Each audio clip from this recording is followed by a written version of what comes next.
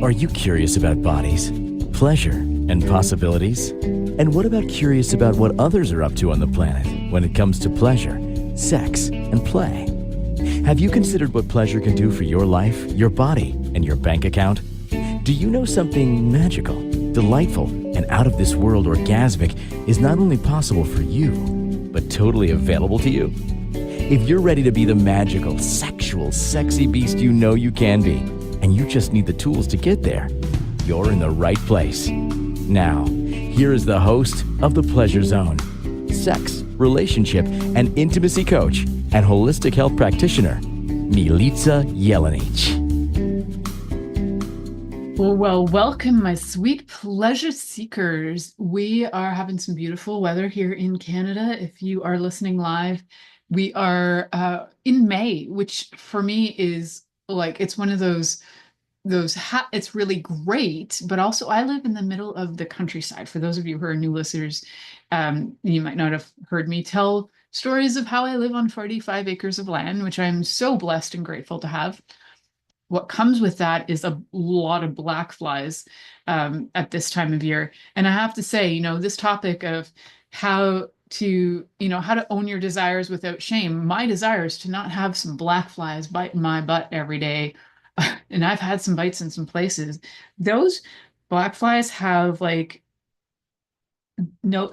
not into consent, which on this show we always talk about consent and communication and curiosity. They are very curious. They have not asked my consent, and they have not communicated to me what their desires are, which is to generally bite my butt. So I am not pleased with them.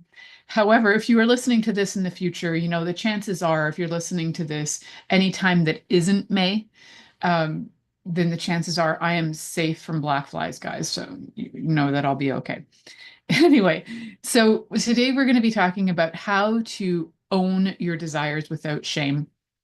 And I know for me in my life, so let's just start with, why the heck do I even talk about stuff on this show? And why have I been doing it for over 10 years, coming up to 11 years very soon? And one of the reasons is that I actually really love to talk about these topics that are normally quite shameful for people. And one of the topics is sex that we talk about. We also talk about relationships, and we talk about, kinky history and all kinds of fun things. What is really common that I find is a lot of people have a lot of shame around even talking about sex, never mind the actual act of it. It's like we got to pretend it never happened, even though without somebody having an orgasm, even if it's into a petri dish or like a container to use for sperm donoring, somebody had to have an orgasm, and in some way there's been a sexual activation or response happening in the body. So why do we have so much shame? We will talk about that. I think what we need to really dive into first, and for those of you who wonder why I do talk about these things, I am a sex and intimacy coach. I also work with people as a holistic health practitioner. And what I found over the years was a lot of people started coming to me and kind of secretly having these sideline notes of saying, they might have come and they're like, oh, I have a sore back. And then we get to talking, and then we find out that there's relationship issues. And as a result, I thought, you know what? Should probably get some training under my belt. Also, this show, when I first started it, I started it out with all my curiosity and also with some background in psychology with a lot of emphasis in sexual studies, but I wasn't a sexologist and I did not have any kind of credentials for that. So I do now have credentials as a sex and intimacy coach. And what I like to help people with is to be able to tap into what their desires are, to be able to learn how to communicate those desires, and then live without shame. And I have some really cool clients that have been around for years and years and years. Some have become friends for sure. And one of them, shout out to you, I will not name you, once had a really big revelation, you could say. Or was it a revelation? It was a really big ask. It was more about confession, I would say. So the confession what had to do with a kink that was a really big desire in this person's life, but they had no way of sharing that with their partner. The partner would not have been open to that. So one of the things was a conversation about that, and just sometimes even talking about it can help your body relax so you don't feel weird, so you don't feel shame. And so many things that people have shame around are things that are, you know, as long as there's consenting adults involved, at your age of consent, and you can consent, then we're good, right? So we can start to eliminate some shame for sure. We also can start to look at what are our desires. We can have desires for many things, desires for our health, for our homes. You know, you have people who are always looking at how to better things, right? So a desire is, you know, when you look at, well, actually, if you break the word down, it's really interesting. As I'm looking at a visual of the word desire, it's like desires. It's probably not the real etymology, but to sire something is to give birth to it. So it's of giving birth. In my mind, that's what I'm thinking about.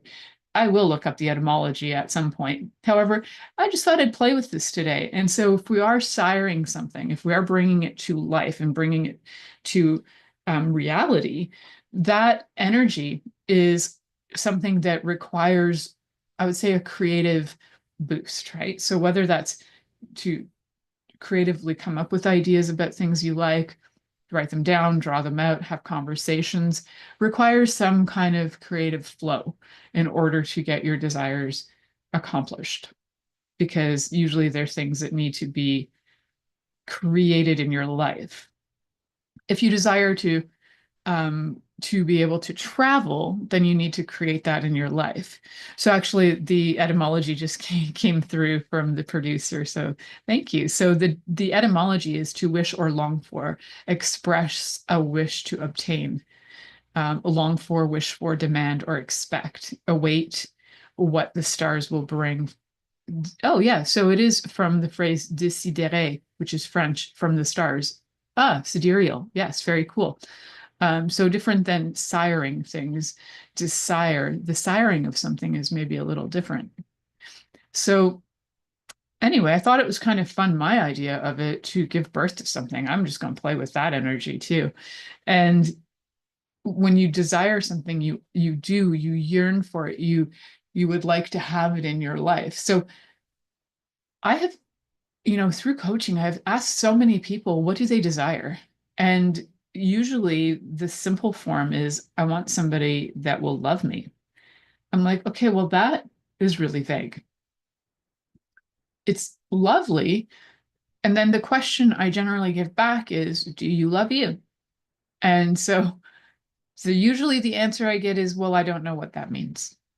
So first of all, if you desire something, if you desire love, it would be really good for you to know what is love to you.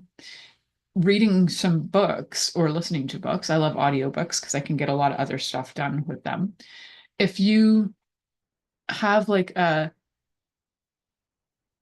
thing where you want to learn more about love, maybe look up Gary Chapman's 5 Love Languages. That one's such a great, concise explanation of the different ways we love each other.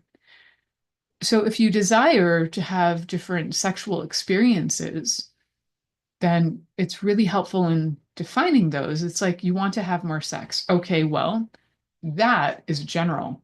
You would like to have more intimacy. That's also very general.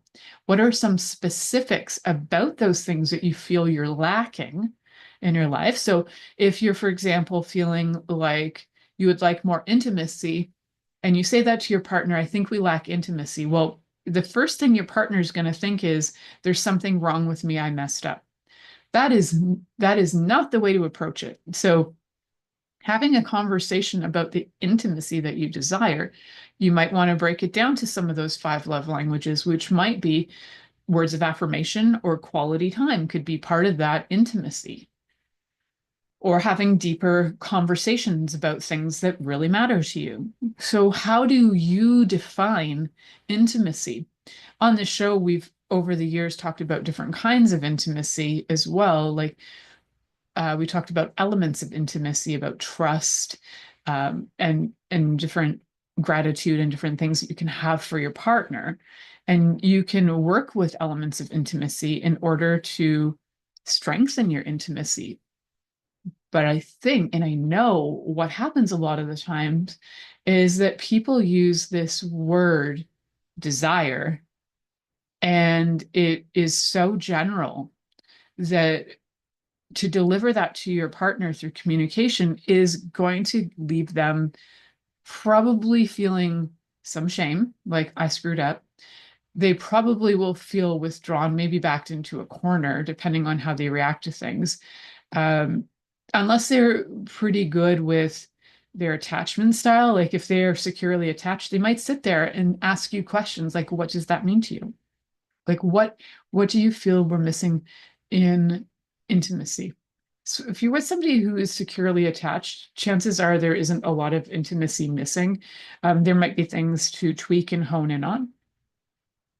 And if you're securely attached, you might also feel like you're good. Your intimacy is you're able to have intimacy with many people probably for, and it's intimacy in a different way, not necessarily sexual, right? So sex and intimacy are not the same thing, and they often get uh, misnamed, misused, they're not the same.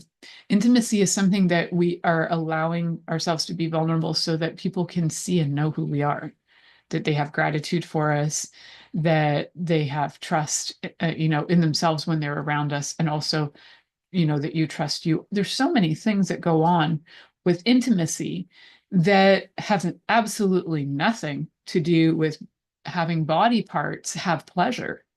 And body parts can have pleasure in so many different ways. As we know, if you've been listening for the last 10 years, there are so many fabulous ways for your body to have pleasure. And every day I hear more and more from people, and I love getting your emails, by the way. Every day there's always somebody new with something new. And, I've had several episodes that were sparked by emails from different listeners. And, one of the cutest ones I ever got was from a couple that it's cute in that it's such an innocent kink. They have a kink. Well, I love innocent kinks. They're my favorite. So innocent kinks, like having a love of flowers, is one of my favorites. Innocent kinks also, like, I just refer to them as innocent kinks. I don't know that there's a technical terminology for that, but they're very sweet and innocent. And like being in love with somebody's belly button, like having an absolute fascination with belly buttons, like that was such a great show. And I learned so much about belly buttons because of the request to have that show. So something that you desire, if you have that conversation and you open up that conversation, it can open doors to learning new things, to experiencing new things.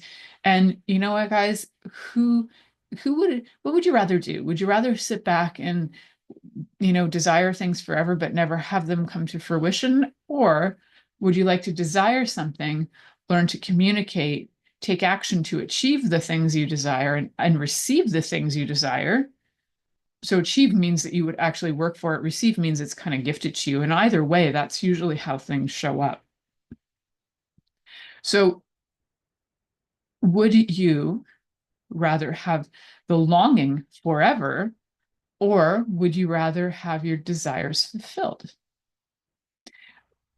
So when we look at desires, I think one of the things that you can do is start to check out, in your mind, we can break it down. Like in your mind, what do you desire in terms of relationships, whether it's with somebody that you're having sex with or, kinky play of all kinds with?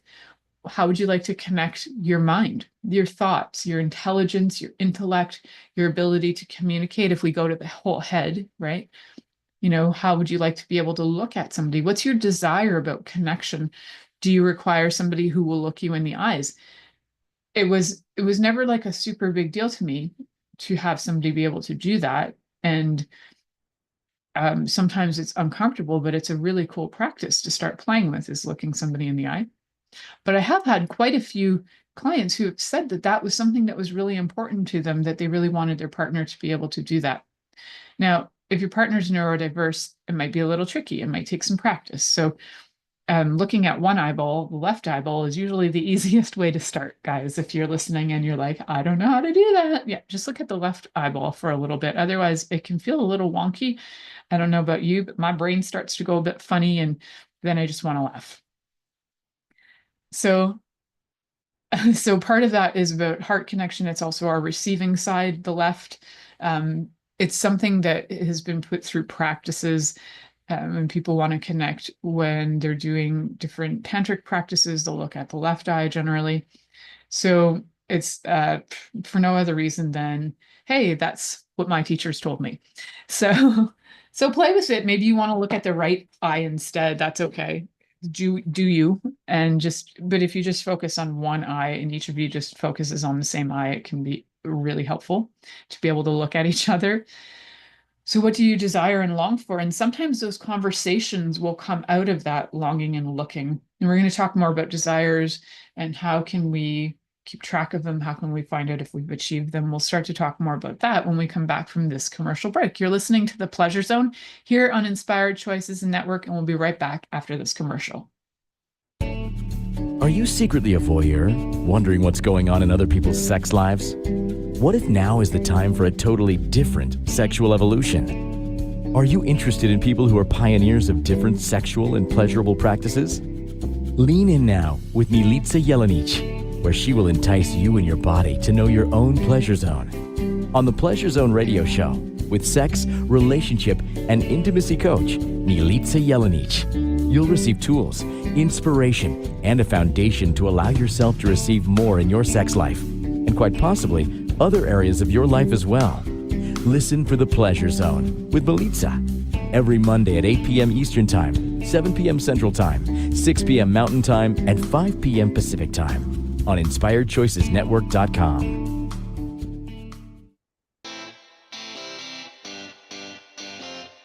Are you a subject matter expert? Are you here to share your expertise with an audience waiting to hear from you in only the way you can deliver? Are you ready to have your voice amplified across the airwaves? Inspired Choices Network has a global radio platform streaming to millions of people across the world. Professionally produced and supported by an accomplished team every step of the way, you can broadcast from anywhere in the world, knowing your voice matters, and we ensure it is delivered with ease and efficiency. Eager to hear your message, the world awaits. Contact us today to become an Inspired Choices Network radio host. Email become a host at inspiredchoicesnetwork.com. This is The Pleasure Zone with sex, relationship, and intimacy coach, Milica Jelenic. To participate in the program today, join our live studio audience in our chat room at inspiredchoicesnetwork.com. You can also make the choice to ask or comment by email, info@milicajelenic.com. Now, back to the program. Welcome back, my sweet pleasure seekers. Tonight we're talking about how to overcome shame to have what we desire. And sometimes we will get into modes. I'm speaking for all of us, guys. I know lots of people who do this, so that's why I'm speaking for all of us. So if we can own our desires without shame, we'll be able to receive way more than we ever imagined. And we'll be able to then explore things that we haven't considered, because as soon as you kind of break through that, break through the ice and the ice starts melting, they call them like icebreakers, because as the icebreakers start happening and that ice starts melting, you're going to be able to access a lot more of that water. If we look at that metaphysically, accessing the water is being able to access your feelings and your emotions and your creativity. So that is something that is key, is accessing all of that. If you've had all your desires frozen or you haven't been able to talk about them, it's like having a layer of ice. And as that cracks and you can access, and it cracks and it opens and you open and you start discussing these things with the peoples that you love, you can access that water, that creative, life-giving source. We are essentially water and minerals and some stardust and electrical inputs. That's pretty much what we are, right? on the physical, and then, beyond that, we had a show last week about energetic connections. So we do have those, right? We kind of talked about where those might come from. So if we can access the things that we desire just by starting to have conversations, just by starting to ask ourselves, what do I desire? And maybe what I desire today is different than yesterday. I'll give you an example. So yesterday, um, yesterday my body was in this like kind of mode of there. I could look around and I thought, oh, there's so many things I could do. I don't know what I can do because my left butt cheek was like, ow. I know I kind of like put my leg out. So I've been working, doing a lot of somatic movements so that I can get my butt back on track. And then I asked my body, what would it like to do so that it could feel better? And the ideas started popping. So the things that my body desired were different than what maybe my brain thought was a good idea, or what would seem logical to somebody who has like a sore, like leg, butt cheek sort of area. My body's desire was to clean the barbecue, clean up my back porch because we had a lot of like grass and stuff that comes on there from the winter and all that jazz. And some random birds that get into the back porch, even though it's screened off. So it's like cleaning up all that mess. And and then I was like cleaning freezers. I don't know what it was. It was just like I had to just keep going and standing and moving. And in this movement of doing all the different things I was doing a lot of standing and squatting and standing and squatting. And essentially I got my butt pretty much back on track before I went to bed. And then I went to bed a little bit earlier than my body wanted me to. I probably, if I had just kept on going, I probably would have been up to like 4 or 5 a.m., which I know sounds a little manic. I was just having I'm going to listen to my body mode. And I didn't. I went to bed at like 1 instead of 4. And I probably could have accomplished a lot more if I had just stayed awake. So bodies are funny. Definitely listen to your body. If you're in a place where you don't have to like think about, are you going to wake up your whole family if you stay up till 4 a.m.? Just stay up till 4 a.m. Do you follow your body and what it desires, because it will often lead you to things. And I say follow what your body desires because let's just check in for a second. Like, does your soul desire anything other than connection with source? I don't know that it does. I can't say for sure for anybody, but let's go with these bodies because they're what's experiencing life on this planet right now. So you can ask your body, what do you desire today? What do you truly desire today? And it might tell you to do some weird things, like clean that barbecue, do those squats. And my body was so happy. So, you never know. Today, in between clients, it was like clean windows. And I'm like, okay, I can started cleaning windows and doing other random acts of weed whacking. I threw weed in there, by the way. So it was weed whacking. I wasn't just whacking off anybody and anything that just showed up. It was weed whacking. And that was odd. Like, again, I was like, hey, all right, buddy, I'm going to follow you on this. Because, normally I would like be not really desiring doing weed whacking because it's not that easy on the back to begin with. But this time, I tell you, I had some style going on. So if you've ever held a weed whacker, I was kind of holding it a bit like a guitar, but like down to the ground, which is kind of how you hold one. Some people hold them out in front of them. But no, this time I needed to like hold it against my body. So actually my whole body was involved in weed whacking.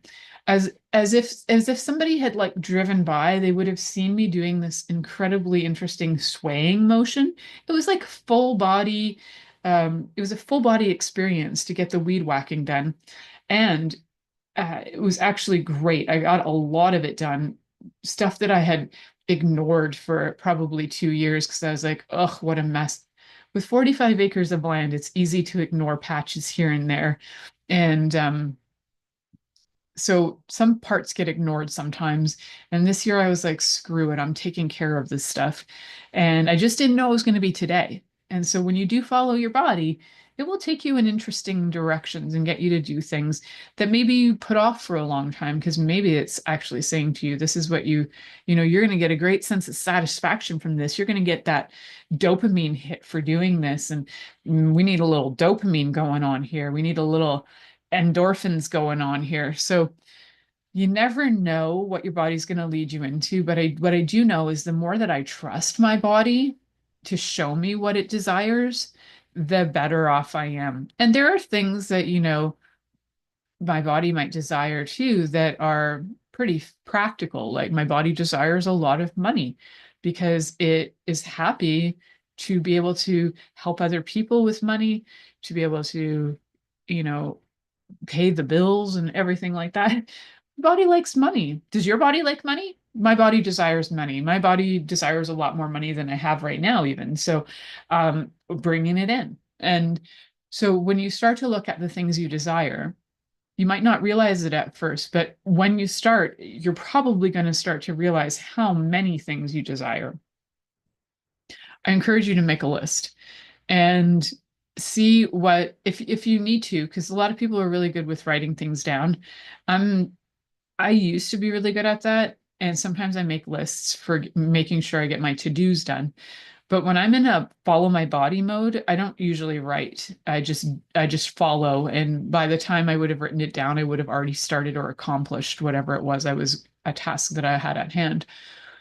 But if you need to write it down so that you can check it off, so you can acknowledge what you have accomplished or, what you have received, then absolutely do that so that you feel and you can note what's going on. It's going to also help with those endorphin kicks too, and, dopamine kicks. So that'll start helping to get your happy hormones pumping. Speaking of happy hormones, I have a course on my website if you want to take it. It's 4 calls. It's the Happy Hormones Club. You can go over to my website, milicajelenic.com. You can I have a few courses on there actually, and I have different opportunities for coming to one-day retreats, and there'll be more information on retreats coming soon, but right now there's one-day retreats happening. And also, that's something that I desired many years ago, was to be able to hold retreats on this land. So when we look at desire and shame, I know usually we're talking about this because it's the pleasure zone. I usually talk about it from sex, but this is not sex only. So some of the shame that I even had was, do I invite people to a property where my house is tiny? And, people might have like this perception of, oh, she's got a podcast and she's like, blah, blah, blah. I have a tiny house. It's not a tiny home, not officially, because it's like 1,000 square feet, which could be big in some countries, but not big in Canada. And so at first there was like a little shame around that. It was like, oh, people are just going to look at that and go, ugh. And so as things started to progress and my husband built this amazing space so that I could be able to have retreats and work out of, it was such a gift. And now I get excited and enjoy inviting people into it. So it went from shame to having the desire to invite people over. And sometimes you will flip from something that was shameful, that I was talking about, that big ask that one of my clients had, just talking about it can flip the energy so that the shame goes away and then the desire becomes more real. And then it's something that you can actually have and receive. So I would look at some of the things that you may have experienced shame with, and like shame is a whole other part of this conversation, right? So we will talk about that in this next coming segment. In the meantime, when we go to break, I would really encourage you guys to just even start to look at what are the things you desire when it comes to finances. What are the things you desire when it comes to your body? If it has to do with your health. So when we look at the body, it has to do with health, mobility, all things to do with sex, whether it has to do with the shape of your body, the weight of your body. What are the things you desire for your body? What are the things you desire for your finances? What are the things you desire in the space that you live in? What are the things you desire in the relationships that you have? And you can categorize that too. It's like, what do you desire in your relationship with your, say, significant other, your, sex partners? What do you desire with your family? So get clear on that. Like, what do you desire? What kind of relationships do you desire?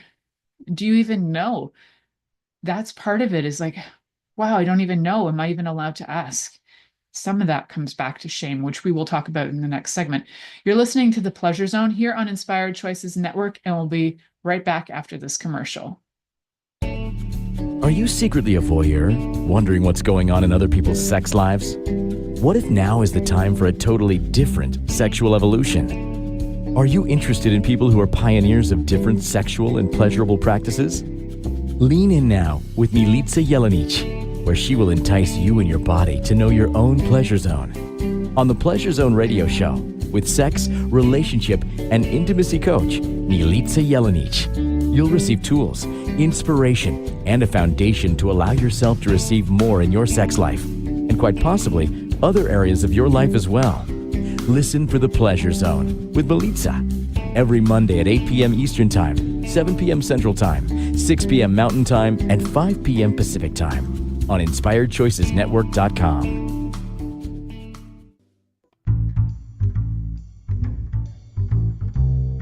How wonderful would it be to carry your favorite Inspired Choices Network host with you throughout your day? Well, now you can. Inspired Choices Network now has its very own mobile app. Our free app offers live streaming shows, along with thousands of podcasts and TV episodes. Our shows cover a wide variety of topics. Whether you're waking up with us, carrying us through the day, and taking us to bed with you, we're always here for you to enjoy. We're easy to find. Just search for Inspired Choices Network in the Apple App Store or Google Play Store. This is The Pleasure Zone with sex, relationship, and intimacy coach, Milica Jelenic. To participate in the program today, join our live studio audience in our chat room at InspiredChoicesNetwork.com. You can also make the choice to ask or comment by email, info@MilicaJelenic.com. Now, back to the program. Welcome back, my sweet pleasure seekers. Today, we're talking about things like desire and shame, because you know what? A lot of times when we've had a lot of shame in our life, we haven't really been able to ask for what we desire. And so I wanted to talk about desire first. You can get really clear on, what is desire? Where can, how does it play out in your life? Knowing that you're allowed to ask for things that you do desire. It's all so fascinating. So when we look at shame, I was just looking at that etymology of shame, which is an interesting word. It came from and it's an Old English term, scamu, from a painful feeling of guilt or disgrace. So guilt or disgrace. So how many people are walking around feeling that they have shame, or that they're ashamed, like as if somebody has put shame on them? Most shame, maybe all shame, as I think about it, maybe all shame is shame that's been put on us so that we're ashamed. So it's not really something that was ours. And I think about that from my childhood, and I was about probably 4 or 5, and I had a real absolute love for going skinny dipping. And I don't know, my grandma had this obsession for me to be able to go skinny dipping, and we lived and nowadays I would never, and I wasn't really, at the time as a child, I wasn't aware of child pornography or anything like that, or pedophiles. But now looking back, I'm thinking, Grandma, did you not know about pedophiles or child porn? Like, what was happening? But she just thought it was innocent, and like, yeah, kid, you want to go skinny dipping, go for it. So, she went down to the beach with me and held a towel for me, but off in the distance, And so I'm like 4 or 5 and I'm having full awareness of my body. And I also have full awareness that I want to go in that lake naked and full awareness of my body. And the sun is coming down. And so the people can still see me. Cottages are lined up, keep this in mind. And I'm like right on the lakefront and off, I believe it was like off to my left were my uncles. And they were playing, it was either baseball or football or some kind of sport. And my uncles had this thing for like, they loved teasing me.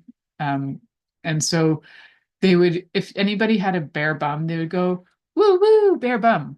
Well, I was mortified, mortified. I started crying. My grandma's like, just go in the water. You can do this. And I'm 4. Like I'm scared. I feel like embarrassed at this point. All I wanted to do was go skinny dipping. And so when you look at that, like my uncles did not mean harm on me at all. I know that.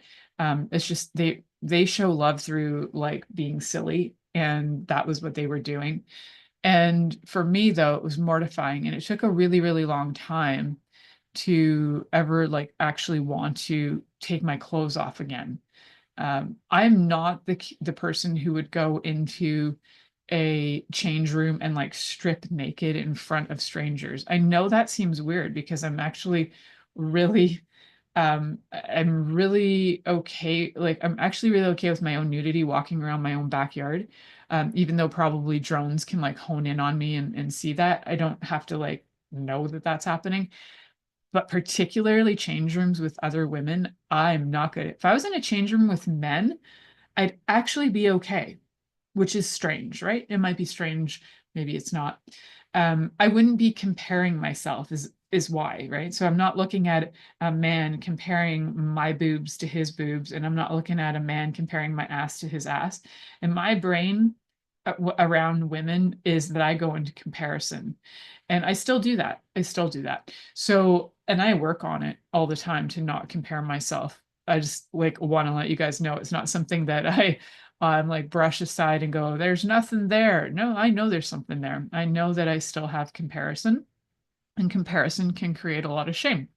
So, um, I also have a lot, I know this is bizarre, but I'm actually kind of modest.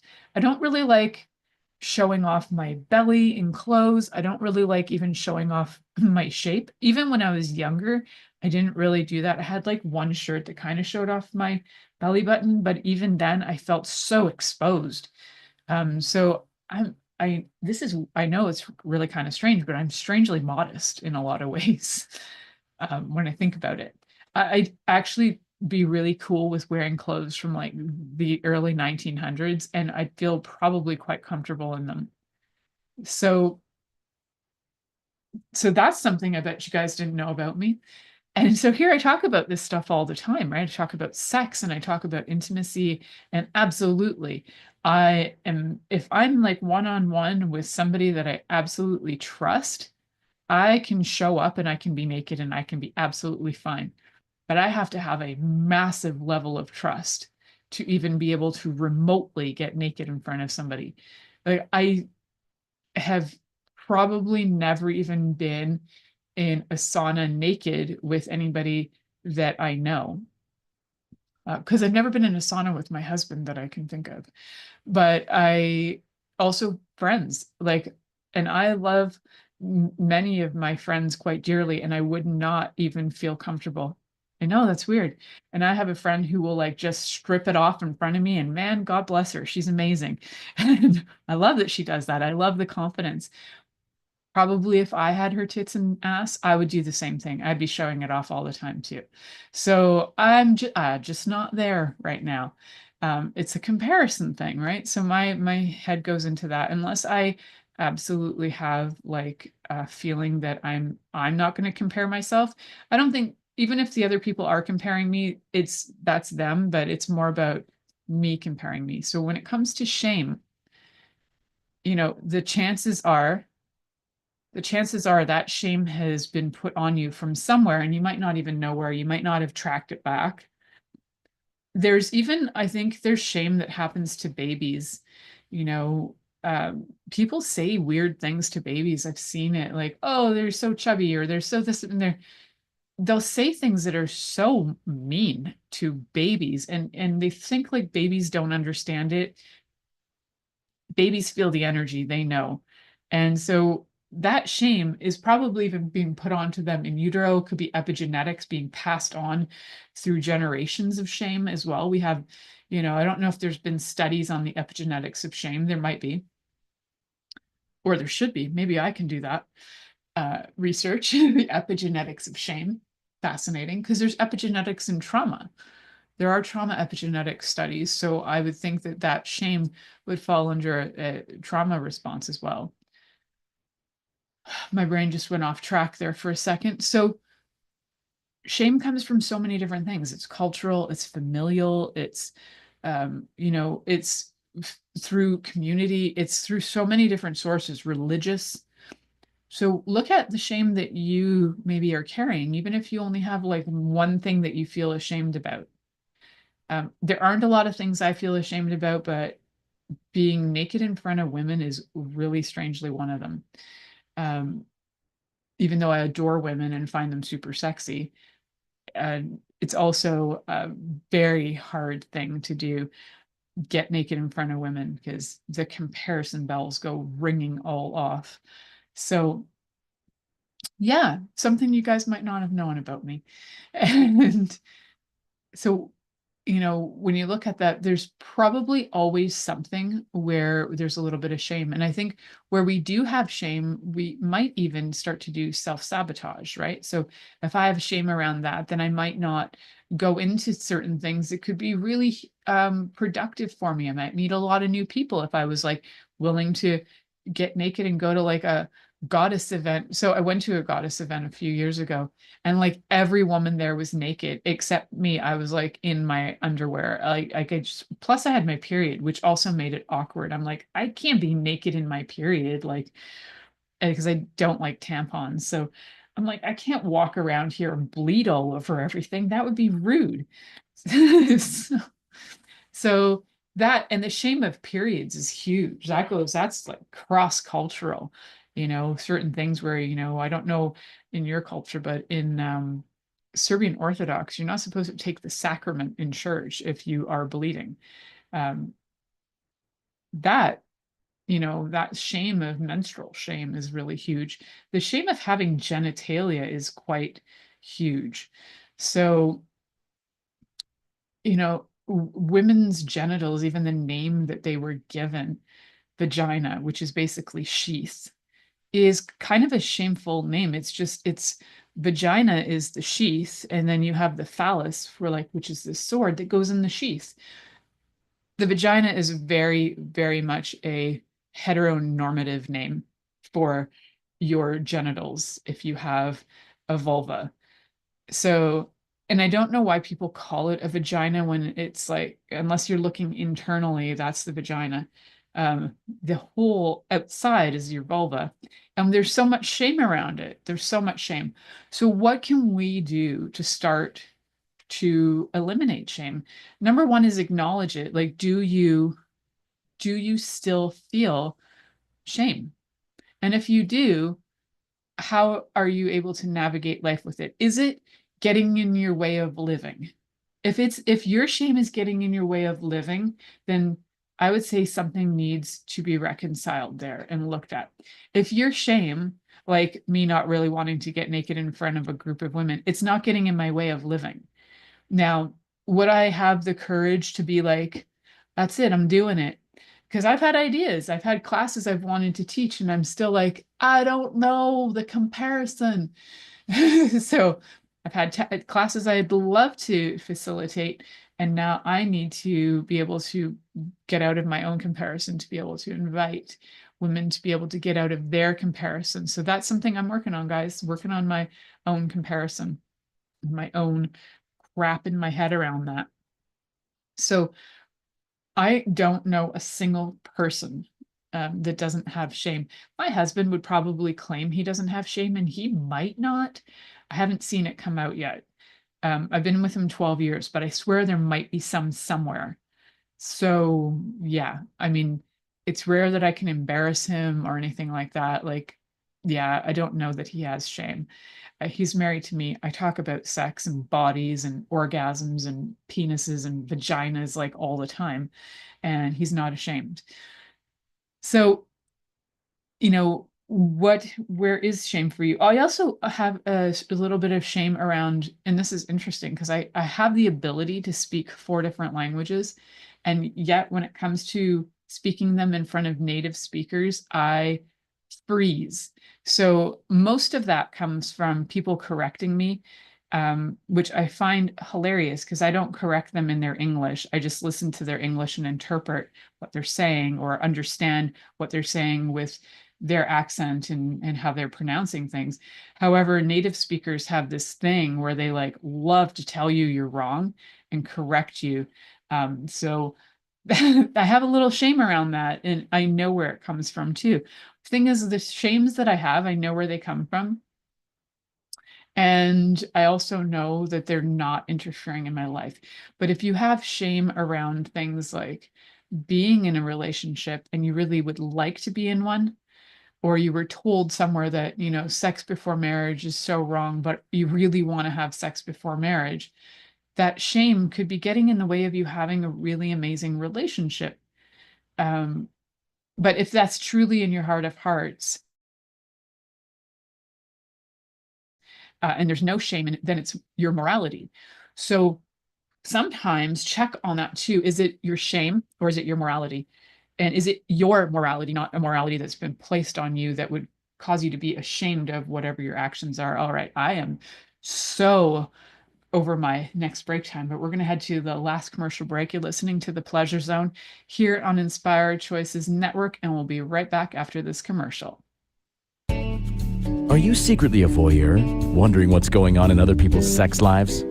What if now is the time for a totally different sexual evolution? Are you interested in people who are pioneers of different sexual and pleasurable practices? Lean in now with Milica Jelenic, where she will entice you and your body to know your own pleasure zone. On the Pleasure Zone radio show, with sex, relationship, and intimacy coach, Milica Jelenic, you'll receive tools, inspiration, and a foundation to allow yourself to receive more in your sex life, and quite possibly other areas of your life as well.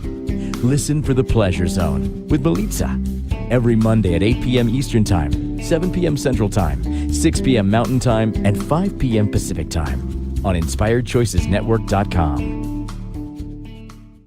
This is The Pleasure Zone with sex, relationship, and intimacy coach, Milica Jelenic. To participate in the program today, join our live studio audience in our chat room at InspiredChoicesNetwork.com. You can also make the choice to ask or comment by email, info@MilicaJelenic.com. Now, back to the program. Welcome back, my sweet pleasure seekers. So today we've been talking about what is shame, what is desire, and then how do we choose a life of desire to be able to move through the shame. And I think giving you guys some tools today, first recognize what the shame is, but then also start to look at yourself. So for example, one of the things that I can do for me, and before I couldn't even do this, so we're talking 12 years ago, I had 0 mirrors in my house. I think there was one in the bathroom. No, that was installed after. There was 0 mirrors in my house because I did not like looking at myself. I had a lot of shame. A lot of it was connected to the relationship I was in prior to my husband. And I was informed regularly that I wasn't Filipino. And I'm like, yeah, I know that. But apparently Filipinos are the best, and I was not that. So I'm like, but so why are you here? Why don't you leave? That's a story for another day. But when you get knocked down for a really long time and you forget who you are and you forget even what your value is, and that you might actually be sexy to somebody, that, until you find that energy and you can reclaim that in yourself, you can be walking around with a lot of shame. So now I can look in the mirror and I actually really love my tits right now. Like I've been looking at them lately going, they are lovely. Like I have great nipples. I really do. And I have great tits. And so I'm really, really thrilled about that. And lately I've been checking out my own ass, going, you know what? And then certain things I wear, I'm like, yeah, my ass is great in this. And then some other things I'm like, this is not doing my ass justice. And my husband's really good at pointing out when my ass is being given justice, like, which is lovely because he's an ass man all the way. So uh, maybe not in the way you guys are thinking. He likes butt cheeks. That's what he likes. He likes cheeks. So, shame is something that I had, though, immense amounts of shame. I had shame even around like having cellulite on my bum cheeks, which I have had since I was like 17 years old. I've had like a little bit of like cellulite marks on my butt. I was never that person who had the super smooth model whatever. I have like some fats on my butt. So, so what was weirder is that the the more my body filled out, the more my body even like gained weight, um, the happier my body is. So when I was like a size 6'8" before I had my child, and then after I had my child, when I met my husband, I was still like a size 8. My whole life, I've always had a thing, even when I was a little kid, I've always had a little belly. I looked at pictures of me when I was like 5 and I still had a little belly. It's part of my body. And a lot of people will congratulate me on being pregnant, which is partly also why my body, for a long time, there was like shame around that. And now sometimes I can just be like, you know what? So if it's a woman going, oh, congratulations, I'm like, oh, to you too, because I'm 50. Like, I don't know. Yes, people do have kids at 50, but it's not me. That is not in my wheelhouse.